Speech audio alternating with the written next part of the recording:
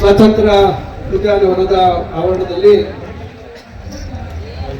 ಪರಿಶಿಷ್ಟ ಜಾತಿ ಅತಿ ಸೂಕ್ಷ್ಮ ಅಲೆಮಾರಿ ಸಮುದಾಯಗಳ ಒಳ ಮೀಸಲಾತಿ ಹೋರಾಟದ ಸಮಿತಿಯ ವತಿಯಿಂದ ಹಮ್ಮಿಕೊಂಡಿರ್ತಕ್ಕಂಥ ಈ ಒಂದು ಪ್ರತಿಭಟನೆಯ ಜವಾಬ್ದಾರಿಯನ್ನ ಮುಖಂಡತ್ವವನ್ನು ವಹಿಸಿರ್ತಕ್ಕಂಥ ಈ ಎಲ್ಲ ಸಮುದಾಯಗಳ ಎಲ್ಲ ಗೌರವಾನ್ವಿತ ಮುಖಂಡರೇ, ವೇದಿಕೆಯಲ್ಲಿ ಇರ್ತಕ್ಕಂಥ ಸರ್ಕಾರದ ಹಿರಿಯ ಸಚಿವರು, ಆಹಾರ ಮತ್ತು ನಾಗರಿಕ ಸರಬರಾಜು ಮಂತ್ರಿಗಳಾಗಿರ್ತಕ್ಕಂಥ ಸನ್ಮಾನ್ಯ KH ಮುನಿಯಪ್ಪನವರೇ, ಮತ್ತೊಬ್ಬರು ಮಾಜಿ ಮಂತ್ರಿಗಳಾಗಿರ್ತಕ್ಕಂಥ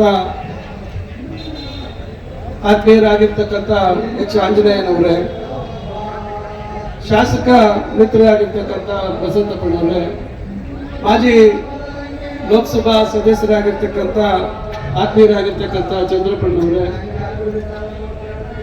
ಆತ್ಮೀಯರು, ಖ್ಯಾತ ವಕೀಲರು, ಸಾಮಾಜಿಕ ಹೋರಾಟಗಳಲ್ಲಿ ಸಕ್ರಿಯವಾಗಿ ತೊಡಗಿಸಿಕೊಂಡಿರ್ತಕ್ಕಂಥ ಹಿರಿಯರಾಗಿರ್ತಕ್ಕಂಥ ದ್ವಾರಕನಾಥ್ ಅವರೇ, ಹಾಗೂ ಇಲ್ಲಿ ವೇದಿಕೆಯಲ್ಲಿ ಇರ್ತಕ್ಕಂಥ ಎಲ್ಲ ಗೌರವಾನ್ವಿತರೆ, ಪ್ರತಿಭಟನೆಯಲ್ಲಿ ಭಾಗಿಯಾಗಿರ್ತಕ್ಕಂಥ ಎಲ್ಲ ಈ ಸಮುದಾಯಗಳ ಪ್ರತಿನಿಧಿಗಳೇ, ಸ್ನೇಹಿತರು, ಈಗಾಗಲೇ ಹಿರಿಯ ಮಂತ್ರಿಗಳಾಗಿರ್ತಕ್ಕಂಥ ಮಾನ್ಯ KH ಮುನಿಯಪ್ಪ ಸಾಹೇಬರು ಈಗಾಗಲೇ ತಮ್ಮನ್ನು ಉದ್ದೇಶಿಸಿ ಮಾತಾಡಿದ್ದಾರೆ.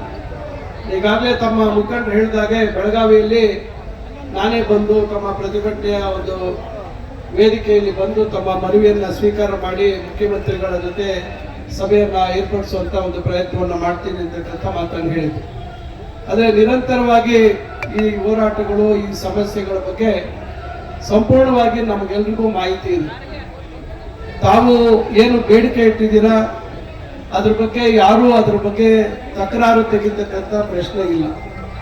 ಇಲ್ಲಿ ಬಂದಿರ್ತಕ್ಕಂಥದ್ದು ಏನು ಅದನ್ನ 5% ಒಳಗೆ ಸೇರಿಸಿರ್ತಕ್ಕಂಥದ್ದು ಇವತ್ತು ಮುಖ್ಯವಾಗಿರ್ತಕ್ಕಂಥ ವಿಷಯ. ಅದರಿಂದ ನಿರಂತರವಾಗಿ ಇವತ್ತು 9th ಶೆಡ್ಯೂಲ್ ಅಲ್ಲಿ ಏನು ಸೇರ್ಪಡೆ ಆಗದೆ ಇರ್ತಕ್ಕಂಥ ಕಾರಣದಿಂದ ನ್ಯಾಯಾಲಯದಲ್ಲಿ ಇವತ್ತೇನು ದಾವೆ ಇದೆ ಮತ್ತು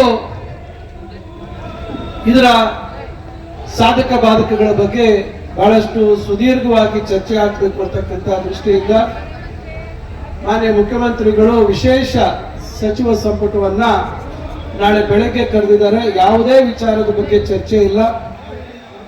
ನಿರಂತರವಾಗಿ ಈಗ ಪರಿಶಿಷ್ಟ ಜಾತಿಗಳ ಒಳಗೆ ಇರ್ತಕ್ಕಂಥ ಎಲ್ಲ ಸಮುದಾಯಗಳಲ್ಲಿ ಇವತ್ತು ಬಹಳ ದೊಡ್ಡ ಮಟ್ಟದಲ್ಲಿ ಗೊಂದಲ ಸೃಷ್ಟಿಯಾಗಿದೆ.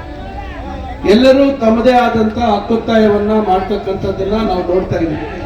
ಅದರಿಂದ ಇಲ್ಲಿ ಇರ್ತಕ್ಕಂಥ ಎಲ್ಲ ಮುಖಂಡರು, ಮಾನ್ಯ ಮುನಿಯಪ್ಪನವರ ಆದಿಯಾಗಿ ಮತ್ತು ಎಲ್ಲ ಮುಖಂಡರು ಎಲ್ಲರೂ ಬಹಳ ಜವಾಬ್ದಾರಿಯುತವಾಗಿ ಎಲ್ಲರಿಗೂ ನ್ಯಾಯ ಒದಗಿಸಬೇಕು ಅಂತಕ್ಕಂಥ ಸದುದ್ದೇಶ ಇಟ್ಕೊಂಡು ಬಹಳಷ್ಟು ಚರ್ಚೆಗಳನ್ನ, ಯಾಕಂದ್ರೆ ಎಲ್ಲರನ್ನೂ ಒಪ್ಪಿಸ್ಕೊಳ್ತಕ್ಕಂಥ ಒಂದು ಕೆಲಸ ಆಗ್ಬೇಕಾಗಿರ್ತಕ್ಕಂಥದ್ದು ಬಹಳ ಮುಖ್ಯ.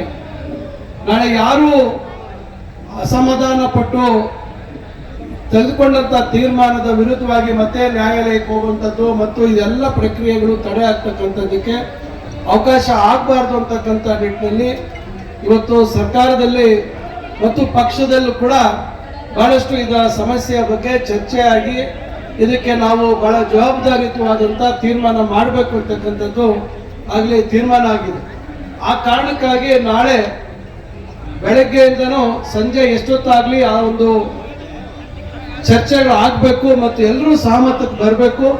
ಒಳ್ಳೆಯ ಒಂದು ಸಂದೇಶವನ್ನ ಎಲ್ಲ ಸಮುದಾಯಗಳು, ಯಾರು ಇವತ್ತು ತೊಂದರೆಗೆ ಒಳಗಾಗಿದ್ದಾರೆ, ಯಾರು ತಮ್ಮ ಅಕ್ಕತಾಯಿಗಳನ್ನ ಬಹಳ ವರ್ಷಗಳಿಂದ ಮುಂದೆ ಇಟ್ಟಿದ್ದಾರೆ, ಇವೆಲ್ಲ ವಿಚಾರಗಳನ್ನ ಗಮನದಲ್ಲಿಟ್ಕೊಂಡು ಒಳ್ಳೆ ತೀರ್ಮಾನ ಮಾಡಬೇಕು ಅಂತಕ್ಕಂಥದ್ದು ಎಲ್ಲರ ಒಂದು ಸದಾಭಿಲಾಷೆ. ಅದರಿಂದ ಇವೆಲ್ಲವನ್ನ ಒಂದು ಒಳ್ಳೆ ತೀರ್ಮಾನ ಮಾಡ್ತಕ್ಕಂಥ ದೃಷ್ಟಿಯಲ್ಲಿ ನಾವೆಲ್ಲರೂ ಮಾನಸಿಕವಾಗಿ, ನಾವೆಲ್ಲರೂ ಪ್ರಾಮಾಣಿಕವಾಗಿ ಆ ನಿಟ್ಟಿನಲ್ಲಿ ನಾವು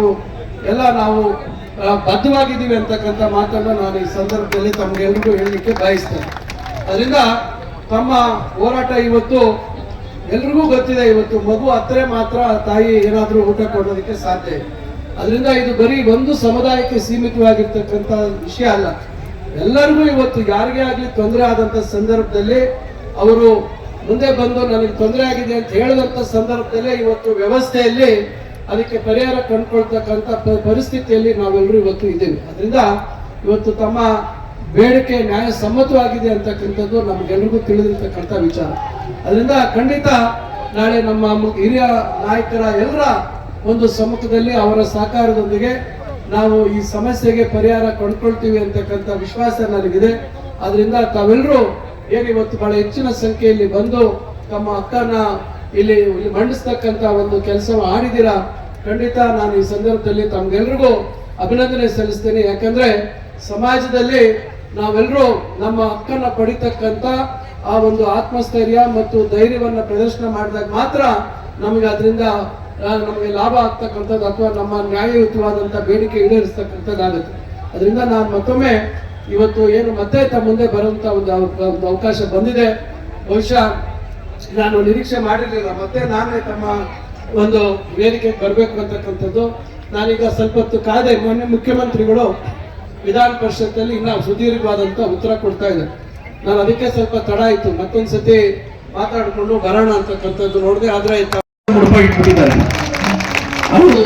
ಅವರು ಸಮಾಜ ಕಲ್ಯಾಣ ಸಚಿವರಾಗಿ ಮಾಡಿದಂತ ಸೇವೆ ಇನ್ನೊಬ್ಬ ಸಚಿವ ಮಾಡಕ್ಕಾಗೋದಿಲ್ಲ. ಸಮಾಜ ಕಲ್ಯಾಣ ಸಚಿವ ಅಂದ್ರೆ ಹೆಂಗಿರ್ಬೇಕು ಅಂದ್ರೆ ಆಂಜನೇಯನಿರ್ಬೇಕು ಅನ್ನುವಂತ ಹೆಸರು ಬಂದಿದ್ದಾರೆ. ಅದಕ್ಕೋಸ್ಕರ ಇವತ್ತು ಅವ್ರು ಸೋಲಾಗಿದೆ. ಮುಂದುವರೆದ ಸಮಾಜ ಅವ್ರನ್ನ ಸೋಲಿಸೋದಕ್ಕೆ ಇಡೀ ರಾಜ್ಯದಿಂದ ಆಂಜನೇಯ ಸೋಲ್ಬೇಕು ಅನ್ನುವಂತ ಹುನ್ನಾರವನ್ನ ಮಾಡಿ ಅವರು ಸೋಲಾಗಿದೆ. ಏನೋ ನಮ್ಮ ಅದೃಷ್ಟ ನಮಗಿದೆ.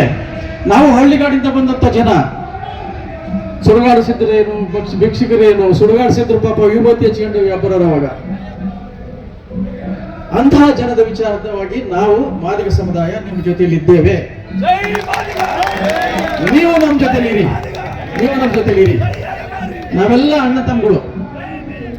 ನೀವು ಭಿಕ್ಷೆ ಬೇಡ್ತೀರಿ, ನಾವು ಚಪ್ಪಲಿ ಹೊಲಿತೀವಿ ಅಷ್ಟೇ, ಇನ್ನೇನಿಲ್ಲ. ಹಳ್ಳಿಗಳಲ್ಲಿ ನಮ್ಮನ್ನು ಹೊರಗೆ ನಿಲ್ಲಿಸ್ತಾರೆ, ನಿಮ್ಮನ್ನು ಹೊರಗೆ ನಿಲ್ಲಿಸ್ತಾರೆ. ನಿಮ್ಮನ್ನು ಯಾರು ನಡುಮನಿಗೂ ಕರೆಯಲ್ಲ.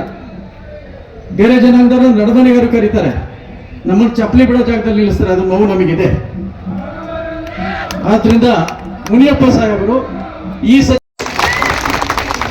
ನಾನು ಇನ್ನೂ ಒಂದು ಸಜೆಷನ್ ಕೊಡ್ಲಿಕ್ಕೆ ಇಚ್ಛೆ ಪಡ್ತೀನಿ.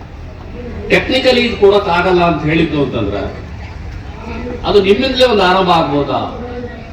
ಈಗ 3 ಗುಂಪುಗಳಿದೆ. ಎ ಗುಂಪು, ಬಿ ಗುಂಪು, ಸಿ ಗುಂಪು ಅಂತಿದೆ.